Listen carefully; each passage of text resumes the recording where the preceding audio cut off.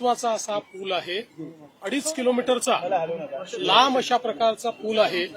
3 टप्प्यातला पूल आहे. त्याच्यामुळे मोठ्या प्रमाणात ट्रॅफिकचं जे काही मॅनेजमेंट आहे ते या पुलामुळे सुकर होणार आहे आणि जो काही एक ट्रॅफिक जॅमचा फटका पडत होता तो दूर होणार आहे. याच्याने पोल्युशन कमी होणार आहे आणि म्हणून मला असं वाटतं की पुणेकरांना हा एक अतिशय चांगला अशा प्रकारचा या गणेशोत्सवाच्या काळातला एक उपहार हा या ठिकाणी देण्यात आलेला आहे. आणि सगळ्यात महत्वाचं आहे की याची जी ठरलेली तारीख नियोजित डेट होती जी कंत्राटदाराला दिली होती त्यापेक्षा 6 महिने आधी त्याचं काम पूर्ण करून आज त्याचं लोकार्पण करण्यात आलंय.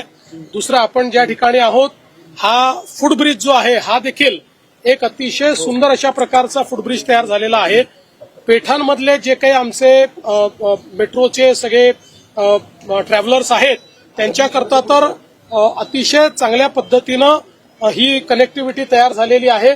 याच्यामुळे सिमलेसली मेट्रोमध्ये त्यांना ट्रॅव्हल करता येईल आणि मला असं वाटतं की त्याच्यातनं ट्रॅफिकचं रेग्युलेशन देखील मोठ्या प्रमाणात होईल आणि विशेषतः पेडेस्ट्रियन म्हणजे पादचारी अशा प्रकारची जी व्यवस्था मोठ्या प्रमाणात झाली पाहिजे अपेक्षित असतं ते या पुलामुळे होणार आहे.